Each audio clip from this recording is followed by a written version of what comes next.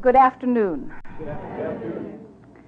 We are extremely pleased that you are here. It is good to come together for the purpose of co-creating, is it not? Yep. Yes. What brings you here? You have a general idea of what this is all about? If I was to say, I want in 800 words or less, to you to tell me, if I could never have a chance to talk with you ever again, if you had to get your whole shot in 800 words, and then it's over, you're not allowed to talk anymore, you're clammed up forever, so what would you say to me, or to the physical world? Read the book. Read the book. We like it more when you give us time deadline, because we can talk very fast and say much. Instead of number of words? You have reason for this. Yes, I have reason for everything. I would say to you, is this written or spoken word? Oh, I'm going to write it. I'm going to transcribe it. You are creator of your experience. Better word than creator is attractor. The reason that you attract is because you vibrate. The reason that you vibrate is that you think. The balance of thought that is within you as a result of the things you think equals your vibration, your point of attraction. As you look into your experience and see things that you are not wanting, it is because you've been vibrating about them. Every subject is two subjects, that which is wanted and lack of it. And so if there is lack of something you want within your experience, or something that you do not want in your experience, it is there for one reason only: you've been vibrating there. How do you know when you're vibrating in a place of lack? You feel the disconnectedness between you, the physical you, and the inner you. Negative emotion is the indicator of that restriction of the flow of energy. And so if you have negative motion while you are thinking, that is an indicator that that thought is vibrating in a place of lack, and you have caught yourself red-handed in the act of your miscreating.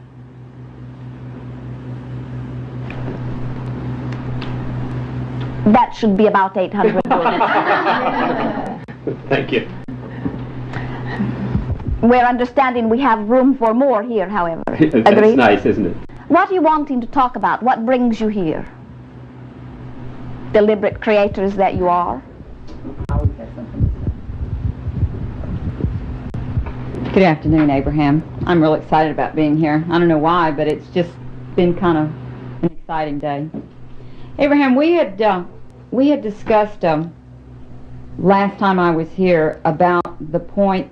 Jerry had brought it up, like the girl had an argument with her boyfriend, and she was driving off on her motorcycle, and she had a collision which killed her, and within this negative emotion she attracted the circumstances.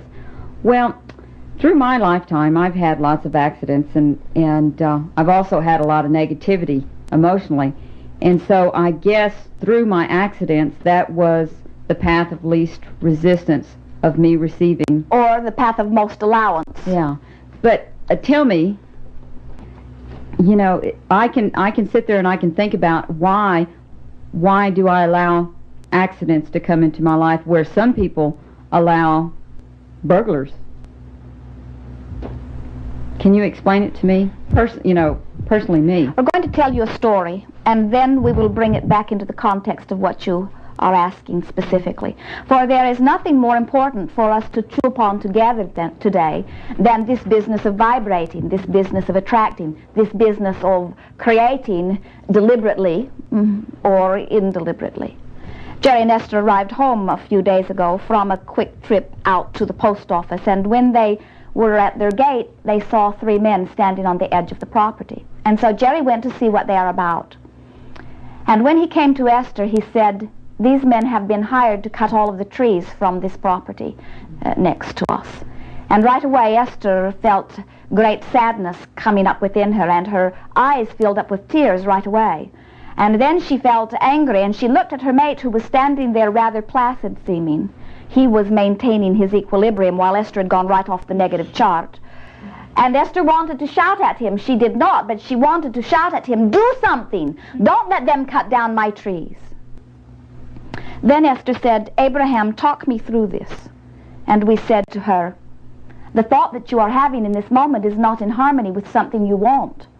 And Esther chided at us, Abraham, that is obvious. We said to her, Esther, nothing is more important than that you change your vibration. That is the only thing in all of the universe that is of any significance at all to you right now in this moment. The trees are secondary, the tree cutters are secondary, the man who owns the land who will cut the trees is secondary. Everything in the universe is secondary. The only thing for you to give your attention to is your vibration, the way you are feeling. And so Esther lay down on the sofa with the intent of changing her vibration. But the momentum was strong, and she kept going in the same direction, and she thought, this man is a monster. He buys land, he cuts all the trees, makes the land look worse, destroys the home of all of the little creatures. And Esther knows by the way she is feeling that she is going in the wrong direction of her intention. And so then, with the intent, the primary, dominant, only intent of changing her vibration, Esther says in her mind, now wait a minute, this man does not know me. He is not even aware of me. He does not know these trees are important to me, and surely if he knows that a little band of trees is important for my buffer for the view, he can leave the trees that are important to me while he cuts the trees that are important to him. And now Esther is feeling better. In other words, she has changed her vibration, and in changing her vibration, she has altered the future outcome of this event, you see. Now, he leaves a message on her machine saying, oh, I will walk the property with you. And when he walks with Jerry, his parting words to Jerry are, please tell your Esther not to worry, I will not cut any trees that are important to her. Now, what we are wanting you to hear from this, there are a number of things. First of all, is that nothing is more important than the way you are vibrating, because the way you are vibrating is what is attracting the future events. But we're also wanting you to hear the wholeness of this story. Jerry and Esther had only left the house one time during that day, and yet they managed to rendezvous very precisely with information that would let them know that someone else who shares this planet had a different intention than they held for the same little piece of planet, you see. In other words, you do share this planet with others, and there are others who hold different intentions. And so by rendezvousing with this information, Esther was able to tell by the way she felt as she heard the information, the disharmony of what this man wanted and what she wanted, which gave her clarity. Then she was wise enough to adjust her vibration so that she could alter the future events so that she could find harmony. Do you see? Now what we are most wanting you to hear from this is, as Jerry and Esther were moving through that day, they were very busy, many things to do. And Esther had said, in fact, as they were leaving, we must be very quick about this, for there is someone calling. We do not have much time for this little run to the post office. And yet, on this busy drive, they stopped and got a Coke at Wendy's. They stopped and spontaneously delivered some eggs to a friend, and stopped to see how the power steering was coming on their little truck. And all of this impulse or compulsion, or we call it divine inspiration or guidance, is what was responsible for the synchronistic meeting at the gate. In other words, those men were only at the gate for 2 or 3 minutes. Jerry and Esther were gone 11 of the following 14 days, and so it was important that they understand what was going to happen in advance. Otherwise they would have come back after the fact, and then it is a bit hard to find your harmony after the fact. Now, we could talk for 100 years and not accurately or adequately describe the synchronicity that takes place in your life in one day. And it is really a fruitless effort to try to point out all of the little things. But we will say to you that when, if you can imagine the vessel, not a blood vessel, but a life vessel that flows between the physical you and the inner you that has broad perspective. And when you are feeling good, that vessel is open and flowing, so that you are in a place that you can receive the impulse to stop here, to go there, to turn here, to go here. That is the way you find yourself synchronistically and joyfully moving through life experience. When you are, for whatever reason, you do not have to explain it or justify how you got there, but when you are in a place where you are feeling lack, and so that life flow is restricted and your guidance is not as supreme, then you do not have access to that sort of guidance, and then you make bad decisions, or at least decisions that are not as wonderful, and then life is harder. Then you are having to bang more things about, you see. And so now we'll get back to what you've asked. what we are really wanting you to hear from us is that it is not necessary for you to identify what thoughts you have been thinking that have resulted in this or that or whatever. That will make you crazy. The only thing that is necessary is that you decide, my vibration is of uppermost importance and everything else is far down on the list. And if you will let the way you are vibrating, which means the way you are feeling, which means the way you are thinking, be of uppermost importance, then you will catch yourself, as Esther did, recognize, if she had gone after that man when she was in that place of, you cannot cut down my trees, he would have shown her what he can do. She would have evoked resistance from him, and he would have shown her his right and his power, but instead, by changing her vibration, she evoked harmony, you see. And so that is your dominant goal, to find first the harmony between you, and then you will be guided literally to the thought, word, and action that will take you swiftest and surest to the things that you've identified that you want. Okay, my next question was, it fits right in here. How would you, Abraham, make a decision? I had, like today, there was a barrel race to go to, and then there was this event to go to, and I wanted to go to both of them, and I thought, well, you know, I can have my cake and eat it too. But then I'm looking up at the clouds and I'm saying, sure looks like it's going to rain.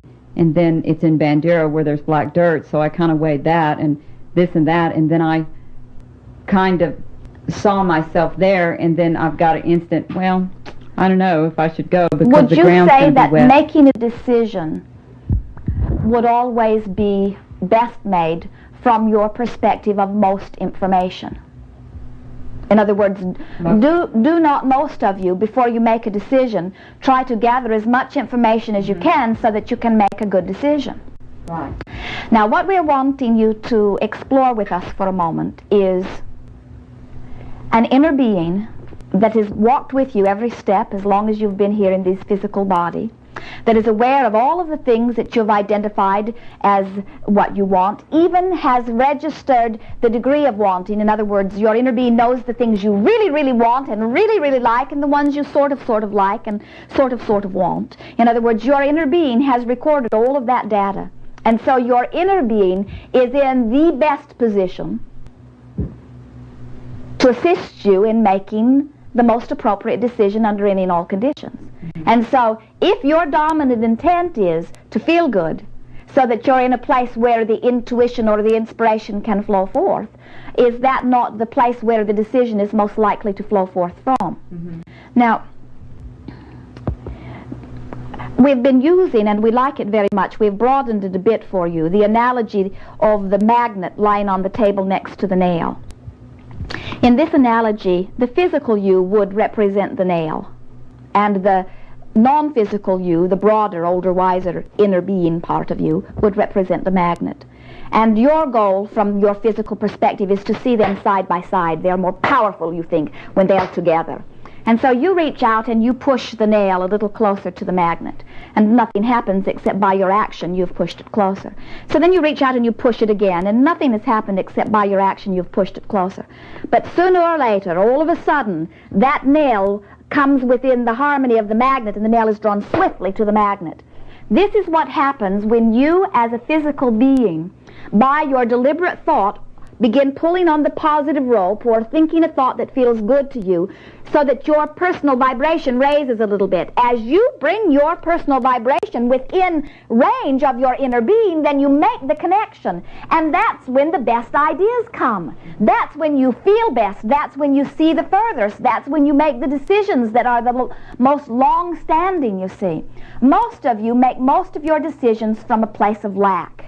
You don't have something that you think you want, and so in most cases, most decisions are made to try to soothe the feeling of emptiness. And we say, it's really going about it the hard way. Let your first and really only decision be, I want to harmonize with my broader knowing so that I can be compelled or inspired or guided to the decisions, to the thoughts, to the decision to think, to the decision to speak, to the decision to turn, to the decision to go. Some of our physical friends squirm around a little bit when we get